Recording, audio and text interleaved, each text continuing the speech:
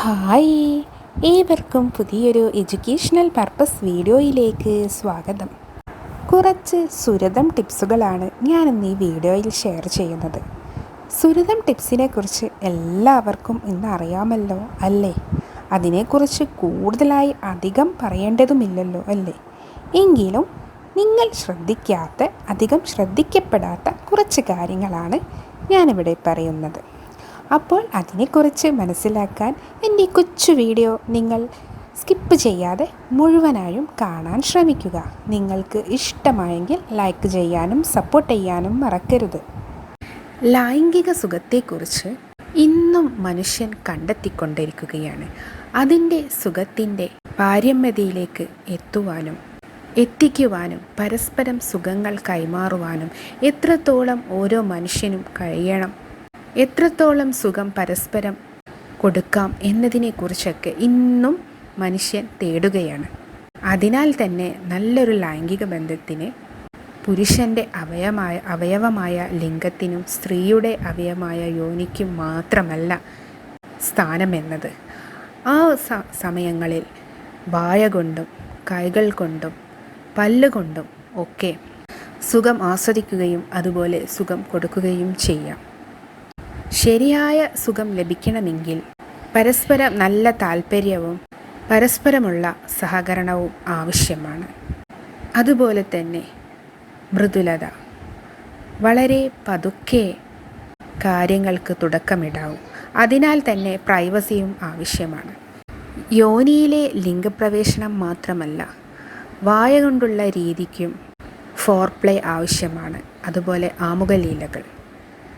സ്ത്രീയിലെ യോനിയിലേക്ക് ലിംഗം പ്രവേശിക്കുമ്പോൾ വരുന്ന ലൂബ്രിക്കേഷൻസിൻ്റെ അളവ് നിങ്ങൾ കളിക്കുന്ന ഫോർപ്ലേയിലൂടെയാണ് ലഭ്യമാവുക. അതുപോലെ തന്നെ വാ കൊണ്ടുള്ള രീതിയിലും അവിടെ ഫോർപ്ലേ നല്ല അത്യാവശ്യമാണ്. ഒരു സ്ത്രീയെ നന്നായി ഉത്തേജിപ്പിച്ച ശേഷം മാത്രമേ അവളുടെ അവയവം വായ്ക്കുള്ളിലാക്കുവാൻ സാധിക്കൂ. എങ്കിലേ അവൾ സുഖത്തിൻ്റെ പാരമ്യതയിലേക്ക് എത്തുകയുള്ളൂ. വരണ്ട നാവുകൊണ്ടും അതുപോലെ വരണ്ട യോനിഭാഗത്തേക്കും നിങ്ങൾ വായ കൊണ്ടും നാവ് കൊണ്ടും പ്രവേശിപ്പിക്കുമ്പോൾ ആ ഭാഗം വളരെ വേദനാജനകമാവും. അതുകൊണ്ട് തന്നെ പരസ്പരമുള്ള ഒരു മാനസിക ഒരുക്കം ആദ്യമേ വേണ്ടതാണ്.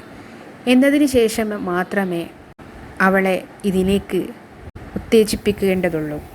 അവളിലെ ശരിയായ ഉത്തേജനം വന്നു എന്നതിന് തെളിവാണ് അവളുടെ അവയവങ്ങളിലെ നനവും ഒലിച്ചിറക്കവുമെല്ലാം.